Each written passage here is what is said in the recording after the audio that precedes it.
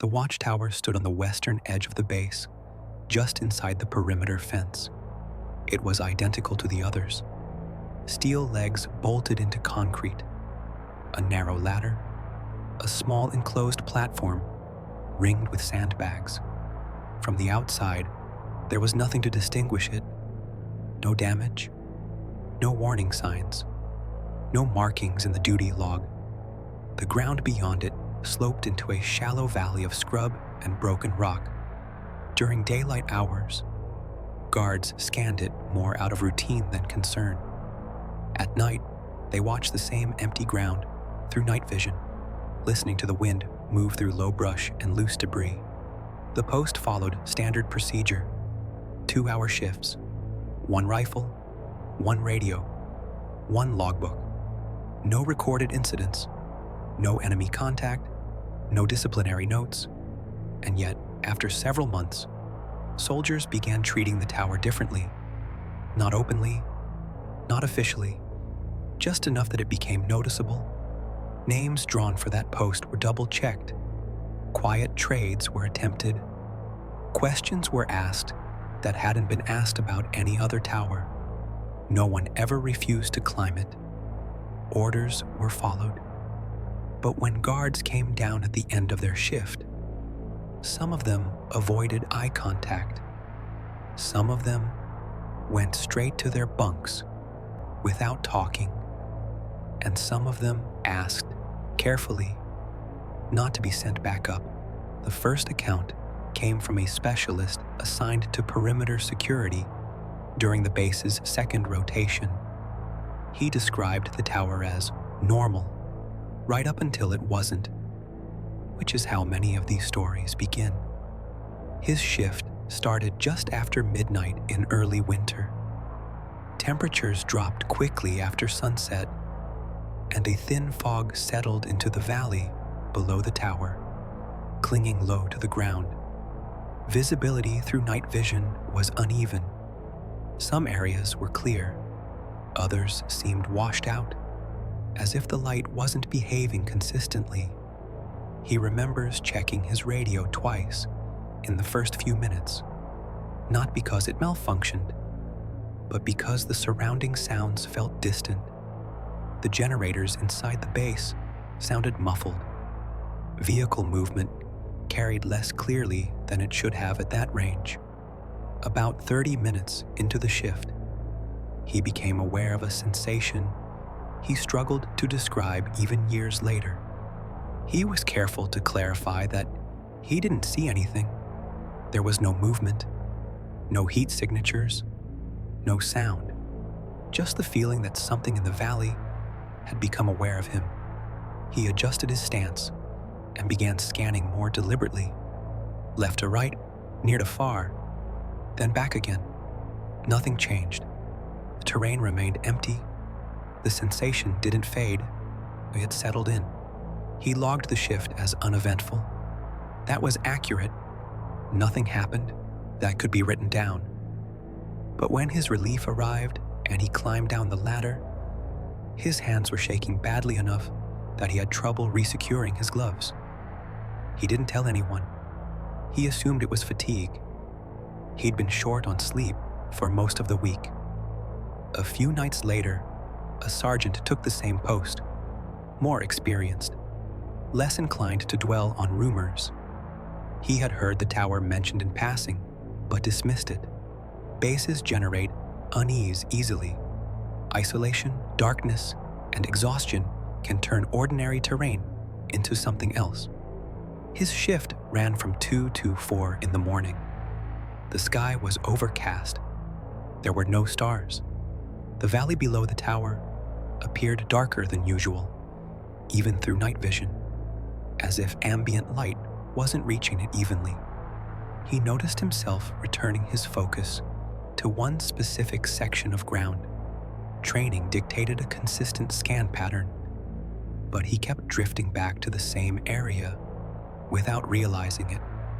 Not because he saw movement, because he expected to. At one point, he thought he heard something directly below the platform. He leaned over the sandbags and briefly used a flashlight. breaking light discipline for less than a second.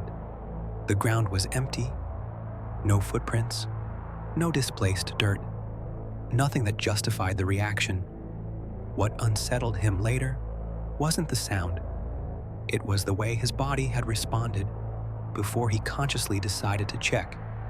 Elevated heart rate, tightness in his chest, the sense that he was reacting rather than observing. When his relief arrived, the sergeant waited until the ladder was completely clear before climbing down. He kept his rifle oriented outward the entire time. He couldn't explain why. He just knew he didn't want to turn his back on the valley. Over the next few weeks, similar accounts surfaced. Not formally, not as complaints, just fragments shared between shifts. A private who reported nausea during every assignment to that post. A corporal who said the 2-hour shifts felt longer there than anywhere else. Another guard mentioned seeing brief flickers at the edge of his vision that disappeared when he tried to focus on them. None of this was dramatic. No one claimed to see figures or hear voices. There were no reports of threats or hostile contact. Everything remained technically uneventful. Command attributed it to fatigue and operational stress. That explanation made sense. The base was new. The perimeter was exposed. Sleep schedules were inconsistent. A combat stress team rotated through and spoke with several soldiers. No one was removed from duty. No recommendations were made regarding the tower. Still, reassignment requests began to accumulate. They weren't written as grievances. They were phrased carefully. Requests to swap posts, offers to take longer patrols instead, volunteers willing to cover other towers to avoid that one.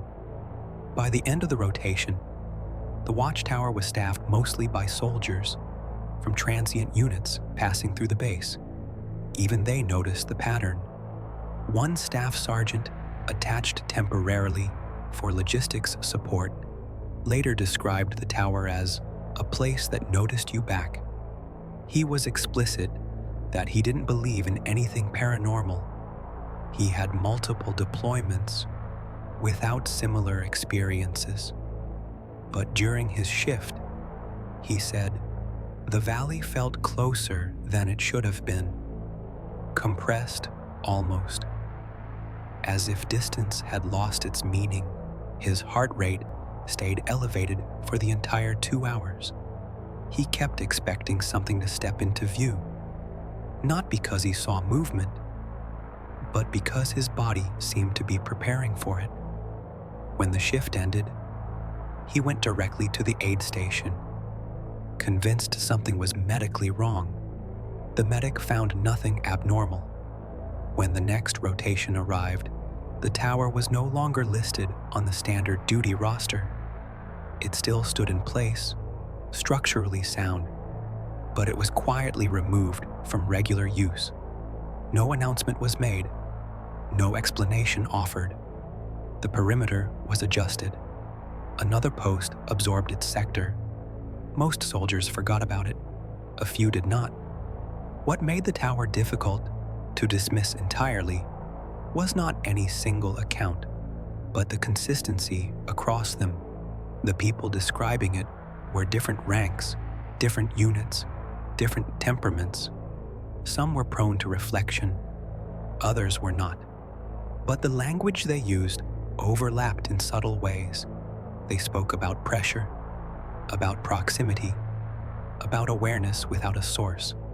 One infantryman, who arrived during the 3rd rotation, said he only learned about the tower after asking why one corner of the perimeter seemed under-observed. A squad leader told him it was covered elsewhere now, which wasn't technically untrue. The explanation ended there. Later that week, someone pointed out the tower itself, still standing, ladder secured, platform empty. That night, the infantryman climbed it anyway. He wasn't ordered to.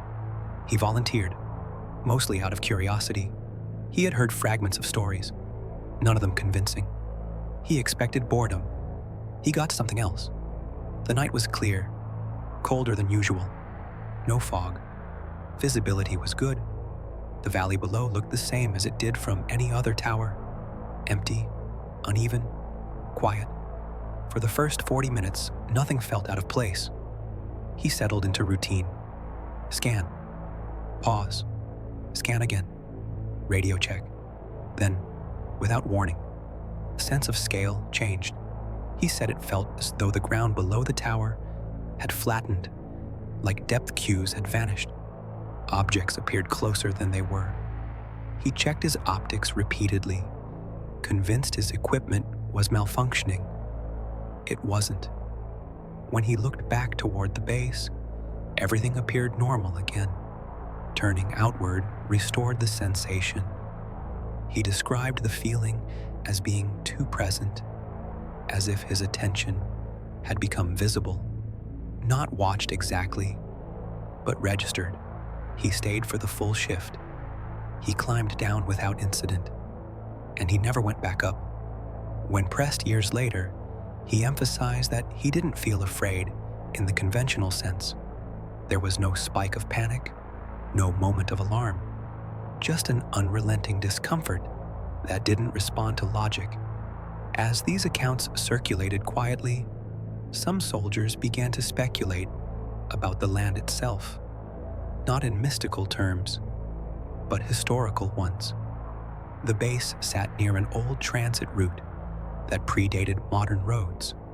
The valley had been used for movement and shelter for generations. There were no marked graves, no recorded battles at that exact location, but the area had seen repeated displacement over time. Engineers had cleared the ground quickly during construction. No archaeological survey was conducted beyond what was standard for a forward operating base. Anything shallow or unmarked would have gone unnoticed. This line of thinking didn't lead anywhere concrete, but it lingered. Soldiers talked about it the way people talk when trying to rationalize something that refuses to resolve cleanly. Others rejected that explanation entirely. A combat engineer who spent time reinforcing the tower said the structure itself could explain everything. Metal amplifies sound. Wind behaves unpredictably at elevation. Night vision distorts depth perception. Fatigue fills in the gaps. He pointed out that the tower's position placed it directly above a shallow depression that funneled cold air upward at night. Temperature changes can affect perception. Fog behaves differently when viewed from above. The human brain is not built for prolonged vigilance without stimulus. All of this was true, and yet even he avoided the tower after dark. What unsettled some of the command staff was not fear, but morale. Soldiers weren't panicking.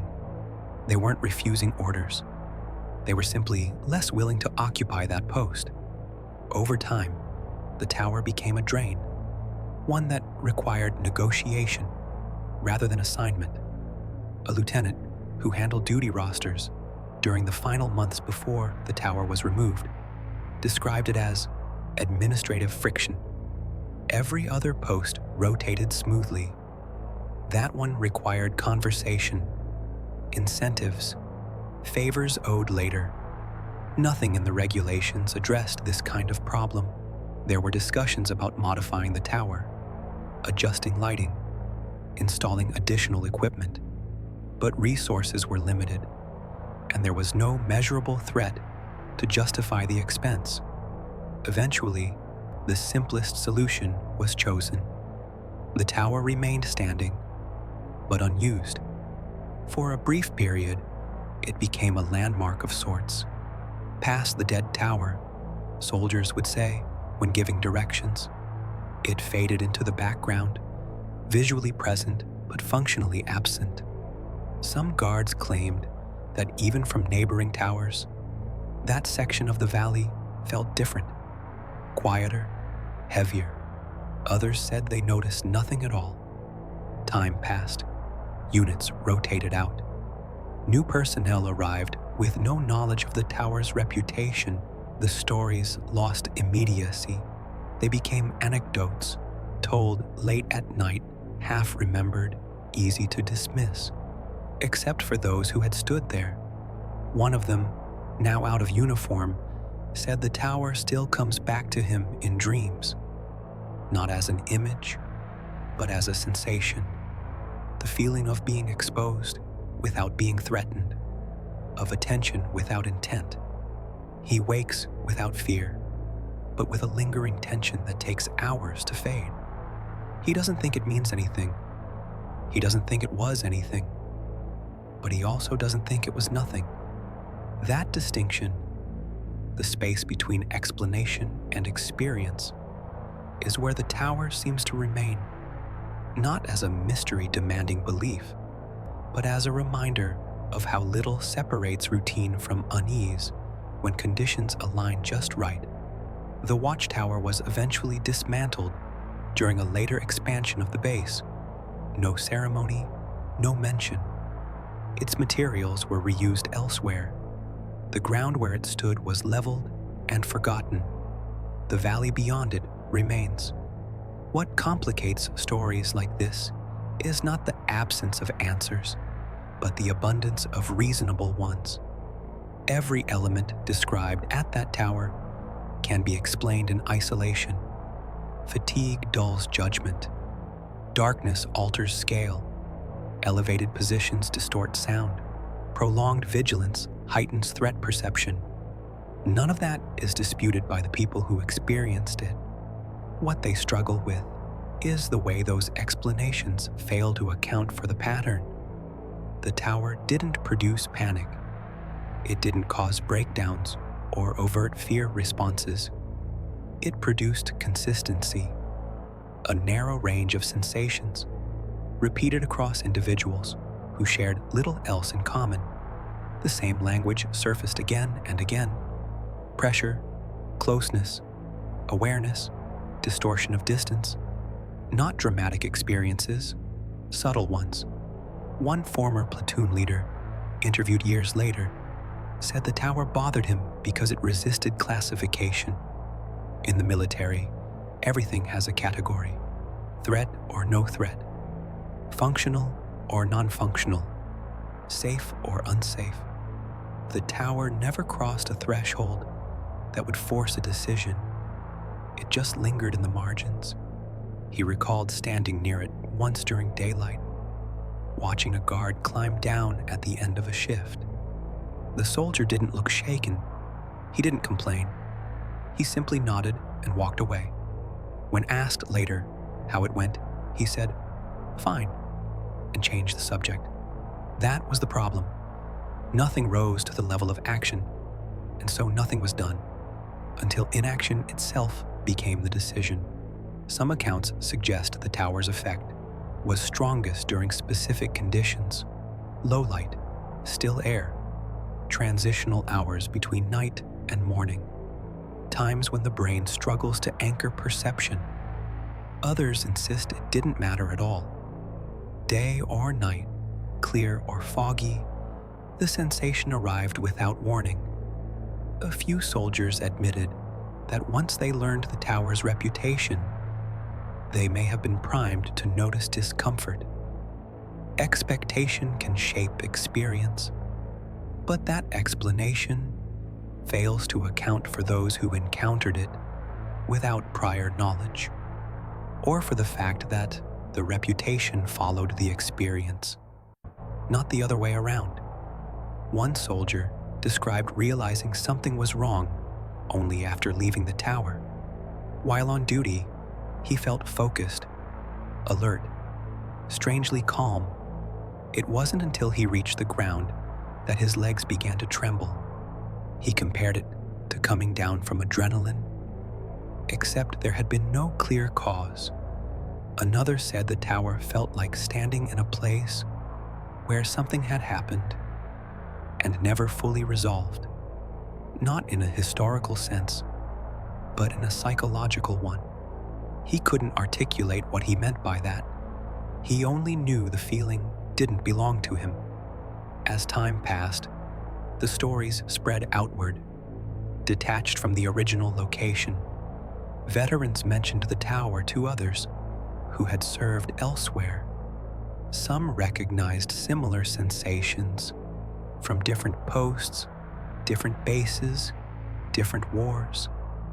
A watch position that no one liked, a building that emptied early, a stretch of road patrols avoided when possible. None of these places were the same, but the descriptions were uncomfortably familiar. This is where the conversation usually shifts, and where it often loses credibility. The temptation is to name the thing, to turn sensation into explanation, to decide whether the cause was environmental, psychological, historical, or something else entirely. Most of the people who stood that tower resist doing that. They don't claim it was haunted. They don't claim it was dangerous. They don't even claim it was unusual in any objective way. They simply describe what it felt like, and then they stop. One former guard put it this way: if it was just me, I'd forget it. If it was just one rotation, I'd blame the conditions. But it kept happening, quietly, and no one benefited from pretending it didn't. That may be the most unsettling part. Not the idea that something unknown was present, but the ease with which the unknown was accommodated. The tower didn't demand attention. It didn't escalate. It waited. Eventually, it didn't even do that. When the tower was dismantled, there was no sense of relief, no feeling of resolution. It was simply gone. Another piece of infrastructure removed, another adjustment made. The base continued operating. New routines formed. New stories took hold. And yet, when former personnel speak about that deployment, the tower still surfaces, not as a warning, not as a legend, just as a place that didn't fit. War produces countless moments like this, experiences that fall outside after-action reports and official histories. They don't alter outcomes. They don't change maps, but they linger, precisely because they resist meaning. Maybe the tower was nothing more than a convergence of stress, terrain, and expectation.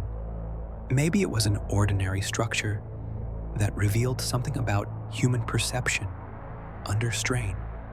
Or maybe it was simply a reminder that even in environments built on control and procedure, there are places that do not respond the way they should. The Watchtower no longer exists. The ground where it stood has been leveled. The valley beyond it looks the same as it always did. Quiet, empty, unremarkable. But for those who stood there, looking out into the dark, it was never just another post. And whether those experiences were shaped by fatigue, coincidence, or something that still lacks a name, they were real to the people who lived them. If you've heard similar accounts, or if a place like that has stayed with you long after leaving it behind, you're not alone. These stories don't ask for belief. They ask for attention, and sometimes that's enough. Whether these experiences were shaped by fatigue, environment, or something we still don't fully understand, they follow the same pattern across different people, different times, and the same quiet place. No reports were filed, no conclusions were reached. But for those who stood watch there, the experience stayed with them long after the tower was gone. If stories like this resonate with you, if you've encountered places during service that felt ordinary on paper but unsettled in memory, feel free to share your thoughts in the comments. If you found this account worth hearing, consider sharing it with others and subscribe for more grounded, documentary-style stories drawn from real military experiences. Thank you for listening.